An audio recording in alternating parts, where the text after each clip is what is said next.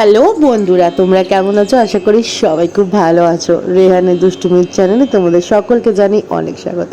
কানেরটা পরে কেমন লাগছে একটু অবশ্যই জানিও। এইটা নিজেকে নিজে গিফট করেছি কুটুসের তরফ থেকে, মাদার্স ডের উপহার। আর এখন মায়ের বাড়িতে যাব, তাই জন্য দেখতেই পাচ্ছ ব্যাগ গোছানো হয়ে গেছে। আর বনু এই জামাটা দিয়েছিল কুটুসকে, তো আজকে এটা পরিয়ে দেবো। আলমারি ভরে গেছে কুটুসের নতুন জামায়। এবার এক একটা করে না পরালে জামাগুলো কবে পরবে, আবার যখন বার করব তখন দেখবো ছোট হয়ে গেছে। এরকম অনেক জামা হয়েছে। আর এখন কুটুসকে ঘুম থেকে ওঠানো হয়েছে, তাই দেখো ঘুমিয়ে পড়ছে। ঠিক 1 ঘন্টা আগে কুটুস ঘুমিয়েছিল। আগে যখন ছোট ছিল ঘুমিয়ে থাকলেও যেই জামাটা পরে থাকতো সেটা পরিয়ে ওই অবস্থাতে নিয়ে চলে যেতাম। কিন্তু এখন তো একটু বড় হয়ে গেছে, তাই উঠিয়ে একটু খাবার দাবার খাইয়ে সাজুগুজু করিয়েছি, তারপর নিয়ে যাব। আর মায়ের বাড়িতে যাওয়ার উদ্দেশ্য হচ্ছে, আমাদের পাড়াতে পুজো আছে, আর আমি ছোটোবেলা থেকে ওই পুজোতেই উপোস করি। তো তার জন্য আর তোমাদেরকে সবটাই দেখাবো পুজোর ভিডিও। আর আগের বছরও যখন আমি ব্লগ বানাতাম, আগের বছরেরও ভিডিও আছে এই পুজোর। তো তোমরা যদি চাও আমার পুরনো ভিডিওতে গিয়ে তোমরা দেখতে পারো। তখন কুটুস অনেকটা ছোট্ট ছিল। তো এখন যাচ্ছি, তো চলো মায়ের বাড়িতে যাই। আর হ্যাঁ, দেখো ঠাম্মাকে দেখো, ঠাম্মা নিজে নড়তে পারে না, এখন খাটের ওপরে উঠে দাঁড়িয়ে কুটুসকে পর্দা সরিয়ে দিচ্ছে। আর বলছে কোথায় যাচ্ছ, কবে আসবে জিজ্ঞাসা করছে। আসলে বাড়িতেও না থাকলে আমি বুঝি সবার বাড়িটা ফাঁকা ফাঁকা লাগে, আওয়াজ পায় না, দুষ্টুমি করে, সেই জিনিসগুলো দেখতে পারে না, সবার মন খারাপ হয়ে যায়। ওই জন্য এখন মায়ের বাড়িতেও তেমনভাবে যাওয়া হয় না, কারণ আমি বুঝি সবার কষ্ট হয় এই বাড়িতেও। আবার ওই বাড়ি থেকে যখন এখানে আসি তখন ওই বাড়ির মানুষগুলোর কষ্ট হয়, এটাই স্বাভাবিক ব্যাপার। ছোট্ট বাচ্চা থাকলে এই জিনিসগুলোই হয়। আর ছোটোবেলায় যখন আমাদের তো জয়েন্ট ফ্যামিলি ছিল, যখন ছোটোবেলায় কাকিমা আমার ছোটো কাকিমা বাপের বাড়িতে চলে যেত, তখন বনুকে পেতাম না, তখন আমার খুব মন খারাপ হতো।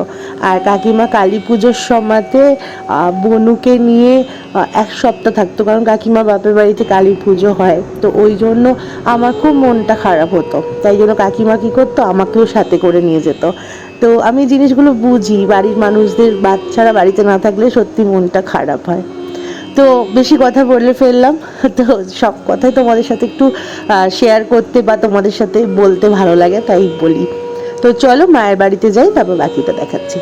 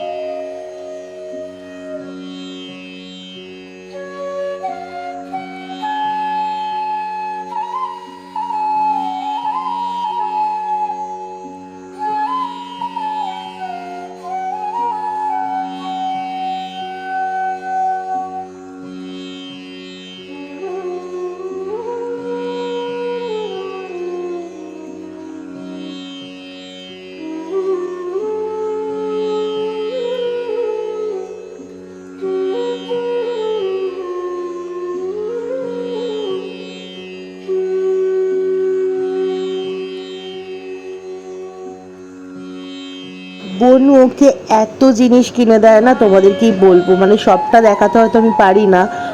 যখনই ও আসে এত এত জিনিস কিনে দেয়, বলার বাইরে। তো ও তো ছোট, ওকে আমি সত্যি কথা বলতে কিছুই দিতে পারি না, কারণ ওকে আমার দেওয়া উচিত, ও আমার থেকে ছোট, কিন্তু ও সব সময় আমাদেরকে দেয় এইটা সেটা কিনে কিনে, ভরে দেয় সব সময়। তো যাই হোক, দেখো মানুষের মনটাই হচ্ছে বড়, দেওয়ার একটা মন থাকা দরকার। আর ওর মনটা সত্যি খুব ভালো। ও একটা এমনই মেয়ে না, বললে হয়তো ভাববে বেশি বলছি, ও নিজের যদি একটা কানেরও পরে থাকে, যদি বলি না এই কানেরটা খুব সুন্দর, ওর কানেরটা খুলে হয়তো আমাকে পরিয়ে দেবে। ও এরকমই একটা মেয়ে। ও ছোট থেকে বড়দি বলতে অজ্ঞান। ও ছোটোবেলা থেকে আমাদের বললাম তোমাদেরকে আজকে যে আমাদের জয়েন্ট ফ্যামিলি ছিল। তো ও কোনো দিন কোনো জিনিসের ওপর জোর দেখাতো না, আগে বড়দি নেবে, সে তারপরে যেটা বাঁচবে সেটা আমি। পুরোটাই কাকিমার থেকে শেখা, কারণ কাকিমাও এই জিনিসটাই আমার মায়ের সাথে করে এসছে আগাগোড়ায়। আগে দিদি ভাই নেবে, তারপর আমি। তো বলে না, মায়ের একটা জিনিস সন্তানের মধ্যে থেকেই যায়। তো হ্যাপি মাদার্স ডে।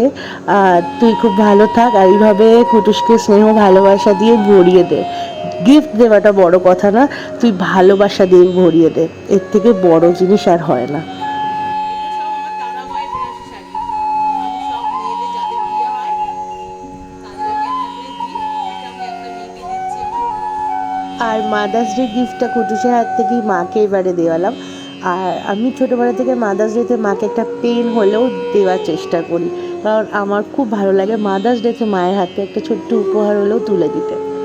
মা তারামার শাড়ি মেয়েদের বিয়েতে দেয়। আর মাকে আমি বলেছিলাম গায়ত্রী মাসির মানে ভাইজির বিয়ে আছে, তো মা বলেছিল আমার তরফ থেকে একটা বেনারসি শাড়ি আমি দেব। তো সেটাই মা দিয়েছে, আর এইটা কুটুসের পাপার হাতে আমি পাঠিয়ে দিলাম। আর এখন আমি মন্দিরে চলে এসেছি, আজকে বাতি জ্বালালাম, কারণ বুধবার থেকে বাতি মানে জ্বালাতে হয়, 3 দিন আগে থেকে পুজো। শুক্রবার দিন মায়ের অধিবাস, আজকে শুক্রবার। আর দেখো মাকে অধিবাসে সাজে কি সুন্দর লাগছে, মনে হচ্ছে যেন কোণে বউ। এত অপূর্ব লাগছিল যে চোখটাই ফেরাতে পারছিলাম না, অপূর্ব সুন্দর লাগছে। আর মাকে আমি বেনারসি দেবো বলেছিলাম, আগের বছরে মাকে এই গয়নাগুলো আমি দিয়েছিলাম, আর বেনারসি দিয়েছিলাম। আগের বছরের ফটোটা তোমাদের সাথে আমি লাস্টে শেয়ার করছি মাকে কীরকম লাগছিলো। তো এই বছর আমার এক দাদা দিয়েছে, তাই জন্য আমি দিতে পারলাম না। মায়ের জন্য একটা আমি শাড়ি নিয়ে এসেছি, সেটাই দিয়েছি মাকে। আর সামনের অমাবস্যাতে মাকে আমি বেনারসি দেবো, সেই বেনারসি পরে মায়ের অমাবস্যায় পুজো হবে। মা তুমি সকলকে ভালো রেখো, তুমি ভালো থেকো, আর তোমার সকল সন্তানদেরকে আগলে রেখো, মায়ের কাছে এটাই প্রার্থনা করে।